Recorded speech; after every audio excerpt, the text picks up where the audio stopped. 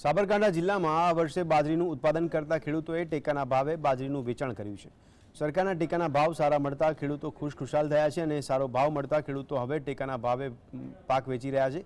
સાબરકાંઠા જિલ્લામાં આ વર્ષે ઉનાળુ પાક 5400 હેક્ટરમાં બાજરીનું વાવેતર કરવામાં આવ્યું છે, જેમાં આ વર્ષે સારું ઉત્પાદન મળ્યું છે। જોકે ઓપન માર્કેટમાં ખેડૂતોને પૂરતા ભાવ મળતા નથી।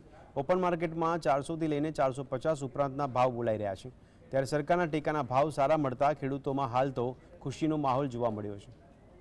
સારા ઉત્પાદન પણ મળ્યા છે અને રાજ્ય સરકાર દ્વારા ટેકાનો ભાવ જે જાહેર કરવામાં આવ્યો છે 20 કિલો પ્રમાણે 560 રૂપિયા પ્રમાણે, એ પ્રમાણે અમને માર્કેટ કરતાં અમને 70 થી 80 રૂપિયા પ્લસ મળે છે। અમે બાજરી વાવીએ છીએ। બાજરી અમે વાવીને અહીંયા રજીસ્ટ્રેશન કરાવીને હોય પ્રૂફેટમાં વેચીએ છીએ, કેમ કે અહીંયા ભાવ વધારે મળે છે માર્કેટ કરતાં, એનો પૈસા ટાઈમ ટુ ટાઈમ મળી જાય છે। રવિ માર્કેટિંગ સિઝનની ખરીદી અંતર્ગત ઘઉં, મકાઈ, બાજરી, જુવારની ખરીદી થાય છે। ઘઉં, મકાઈ અને જુવારના ખેડૂતોને SMS કરી દીધેલા છે, પરંતુ ખેડૂત વેચાણ અર્થે આવેલ નથી।